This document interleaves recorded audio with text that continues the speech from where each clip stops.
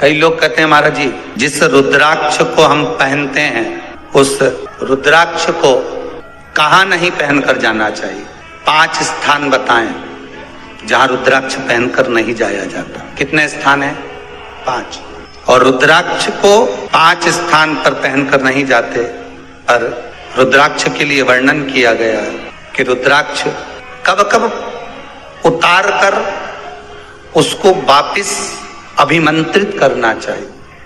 5 जगह पहनकर नहीं जाना चाहिए और रुद्राक्ष को अभिमंत्रित करना मतलब सीधा अमावस्या के दिन, पूर्णिमा के दिन, शिवरात्रि के दिन, श्रावण महीने के सोमवार को, प्रदोष के दिन, ये दिन आपके शरीर में जहां पर भी रुद्राक्ष है, आपके गले में अगर आप रुद्राक्ष पहने हो, आपके हस्त कमल में आप रुद्राक्ष पहने हो, आपने अपने पास में कहीं रुद्राक्ष रख रखा है, तो उस रुद्राक्ष को अमावस्या, पूर्णिमा, शिवरात्रि या श्रावण का सोमवार या प्रदोष आदि, इस दिन उस रुद्राक्ष को एक बार दूध में धोने के बाद उसमें थोड़ा सा सरसों का तेल अवश्य लगाना चाहिए। क्या होगा उससे? उससे होगा क्या? शिव महापुराण की कथा कहती है, महाराज रुद्राक्ष को दूध में धोने के बाद, स्नान कराने के बाद जल से स्नान कराया, थोड़ा सा सरसों का तेल लगा दिया। महाराज क्या मिलता है उससे? तो कहा उस रुद्राक्ष में बल प्राप्त होता है। कौन सा बल?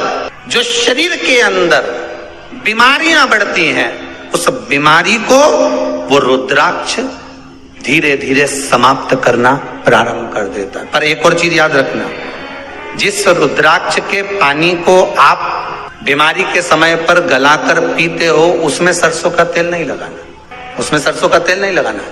उसको तो आप केवल स्नान कराओ दूध से, जल से, और फिर उसको गला दीजिए। उसका पानी आप पीना चालू कर दीजिए। जिसको बड़ी बीमारी होती है उसके लिए कल कथा में वर्णन किया रुद्राक्ष के जल। रुद्राक्ष का जल पिया जाता है शरीर के अंदर से रोग को, बीमारी को हटाने के, रोग बीमारी को समाप्त करने। तब 5 स्थान बता दिए, 5 जगह बता दी, 5 स्थान निश्चित कर दिए जहां पर रुद्राक्ष को पहनकर नहीं जाना।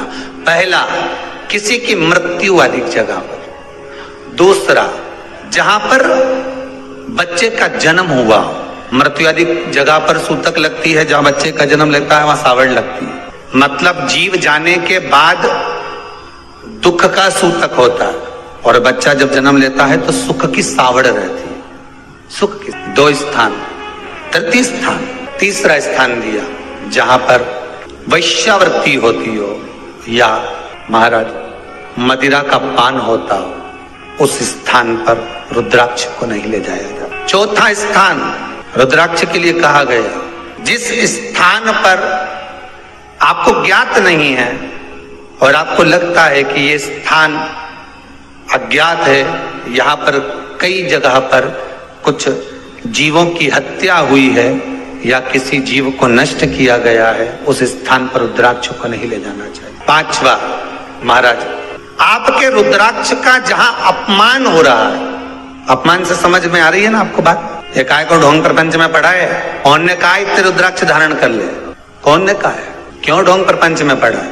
अगर हम रुद्राक्ष गले में पहन लेते और नारी का रजस्वला धर्म आ जाता है, रजो धर्म का समय आ जाता है, वो रुद्राक्ष हम गले में धारण कर कर रखते हैं, तो वो रुद्राक्ष क्या वो बेकार हो जाता है?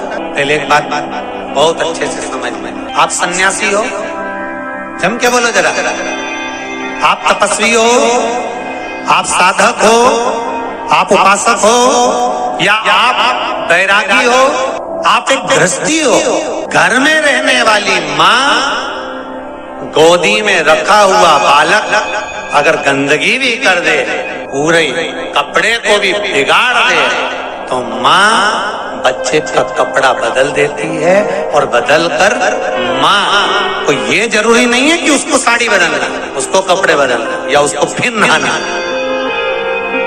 बच्चा जब गोदी में होता है तो माँ की गोद में कितनी बार भी गंदगी कर दे, फिर माँ अपने कपड़े बार बार नहीं बदलती, उसी कपड़े से काम करती रहती है, उसी कपड़े से सेवा करती रहती है, उसी कपड़े से भगवान का पूजन भी करेगी तो भगवान स्वीकार करेगा। क्योंकि मातृत्व के लिए, माँ के लिए, नारी के लिए छोड़ दिया गया है कि तुम पर हाँ, आप अगर पूजन करने बैठ रही हो तो आपको ये 7 दिन पूजन नहीं करना। पर रुद्राक्ष अगर आप पहन रहे हो, रुद्राक्ष अगर आप धारण कर रहे हो और अपने जीवन की सार्थकता के लिए स्वीकार कर रहे हो, जैसे तुलसी की माला और रुद्राक्ष की माला गले में पड़ी रहती है, तो ये कंपनी का ट्रेडमार्क होता है कि तुम कौन सी ब्रांड के हो।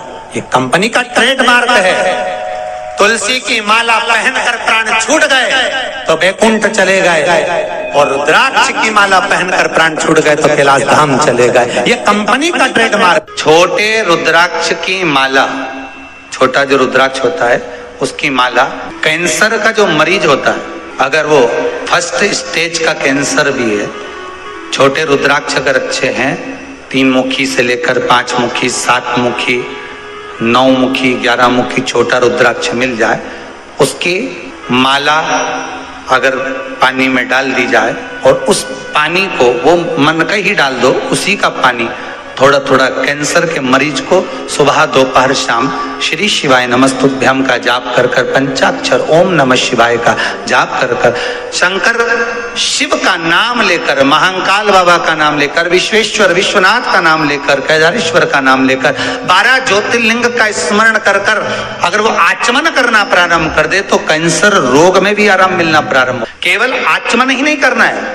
अगर स्त्री है तो अपने उल्टे हाथ पर भी उस मनके की माला को लपेट सकती है। पुरुष है अपने राइट हैंड में उस माला को, अगर कैंसर से पीड़ित व्यक्ति है, रोग से बहुत पीड़ित व्यक्ति, उसको बल मिलता है, उसको पावर मिलता है, उसको एक एनर्जी, उसको एक तेज मिलता है रोग से लड़ने का। कई लोग कहते हैं महाराज जी रुद्राक्ष को सिद्ध कैसे करना चाहिए, तो शिव महापुराण में एक ही उपाय लिखा है, 108 बेलपत्र पर शंकर का नाम लिखकर समर्पित कर दो, या लाल चंदन चढ़ाकर समर्पित कर दो रुद्राक्ष के ऊपर, या उस रुद्राक्ष को आप अभिषेक में समर्पित कर, या उस रुद्राक्ष को सरसों के तेल में रखकर उसको फिर समर्पित शिव जी को कर। रुद्राक्ष को निकाला, शंकर जी के ऊपर रखा, शिव जी के चरणों में रखा, अभिषेक किया, उसको धारण किया। सिद्ध कैसे करना है, तो शिव महापुराण की कथा में एक संवाद बड़ा सुंदर लिखा कि रुद्राक्ष अपने आप में सिद्ध है।